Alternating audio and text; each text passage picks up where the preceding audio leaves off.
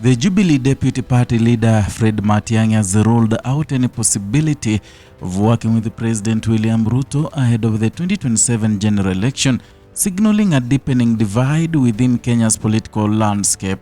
Fred Matiang'i's position comes at a critical moment in the country's political cycle. With just over a year to the next general election, political leaders are positioning themselves, building alliances, and defining their paths. What would we be discussing? What to work on him? Work with him on what? You see, look at his history. I mean, the people he has been wanting to work with, he's already quarreling with the ones he has been working with. So now, surely, am I going to be, am I from Mars? Look at the ones he agreed with the other day, he's already quarreling with them. So what difference is it going to make? But for Fred Matiang'i, one path is already closed. The former Interior Cabinet Secretary has made it clear that collaboration with the President William Ruto is not an option. His remarks reflect not just a personal stance but a broader shift within opposition politics.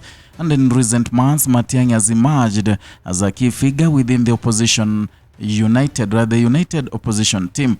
His growing visibility has placed him among a group of leaders preparing to challenge the current administration in the 2027. These leaders include Kalonzo Musyoka, Martha Karua, Eugene Wamalwa, and Rigathi Gachagua. All are associated with opposition-leaning formations, and all have expressed interest in the presidency, and all represent a field that is still wide open.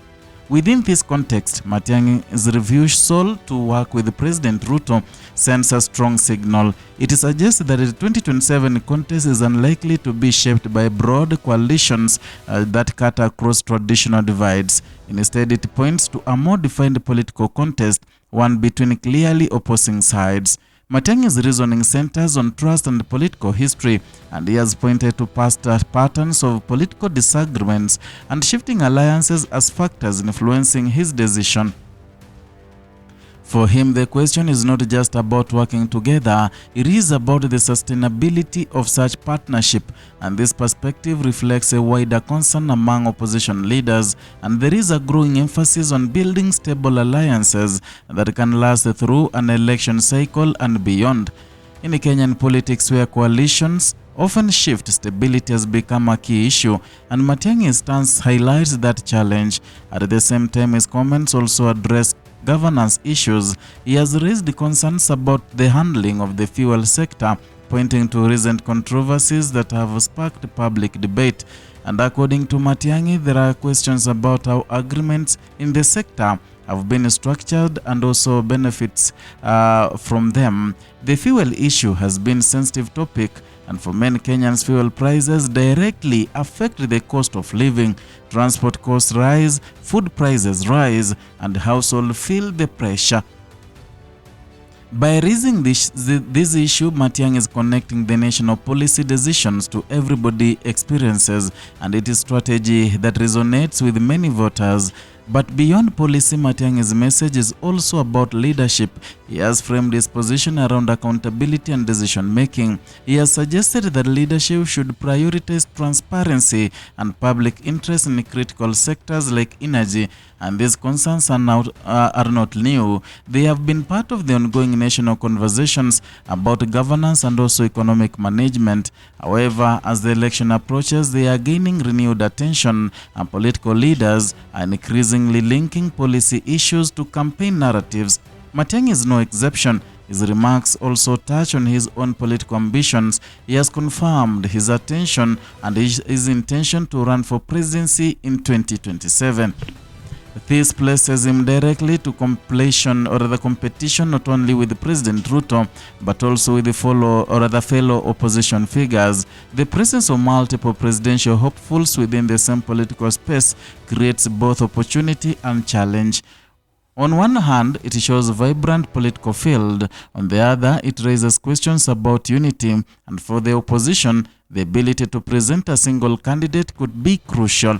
Kenya's electoral history has shown that divided opposition often struggles against the incumbent, and this makes the process of selecting a flag bearer an important step. For now, that process remains unresolved, and leaders continue to engage consult and position themselves. Matiang'i's confidence in his candidacy adds another layer to this dynamic, and his background in public service, particularly in security and administration, forms a key part of his political identity. He has built a reputation of a firm and decisive leader, and supporters see this as a strength. Critics, however, often call for a broader approach that includes consensus building, and this contrast reflects the wider debate about leadership styles in Kenya. And what kind of leader does the country need? One who is firm and directive, or one who prioritizes inclusivity and dialogue? These questions are likely to shape the campaign narrative, and at the same time, Matiang'i has addressed speculation about his political backing, and despite his association with the Jubilee Party, which was led by the former President Uhuru Kenyatta, he has rejected claims that he is acting as a proxy, and this is significant clarification. In Kenyan politics, perceptions of influence can shape public opinion, and by distancing himself from such claims, Matiang'i is positioning himself as an independent candidate, one focused on his own vision and agenda. And this move could appeal to voters looking for leadership that is not tied to past political structures, and it also reflects a broader trend. Many leaders are seeking to redefine their political identities ahead of the 2027, and they are moving beyond previous affiliations. They are crafting new narratives, and they are engaging directly with voters. For President William Ruto, these developments present both challenges and opportunities, and as the incumbent, he enters the race with the advantages of office, but he also faces scrutiny, and every policy decision, every economic outcome, and every political move is under close watch. Opposition leaders, including Matiang'i, are likely to focus on these areas. They will seek to highlight gaps and propose alternatives, and for the public, this period is one of the heightened political activity. Campaign messages are beginning to take shape. Debates are intensifying, and the choices ahead are becoming clearer. The issue being raised, governance, cost of living, leadership, and accountability, are not abstract. They affect daily life. They influence how people work, travel, and plan for the future. And this is why the emerging political context matters. It is not just about leaders, it is about the direction of the country. As the 2027 approaches, the focus will increasingly shift to solutions, and how will leaders address economic challenges? How will they ensure stability, and how will they build trust? These are the questions that will define the election, and Matiang'i's remarks are an early indication of how he intends to engage with these issues by ruling out cooperation with President Ruto, and he is setting a clear political boundary. By raising concerns about governance, he is outlining his areas of focus, and by confirming his presidential ambitions, he is stepping firmly into the race. The coming months will reveal how these positions evolve, and they will also show how other leaders respond. Political alliances may shift, strategies may change, but the core issues are likely to remain.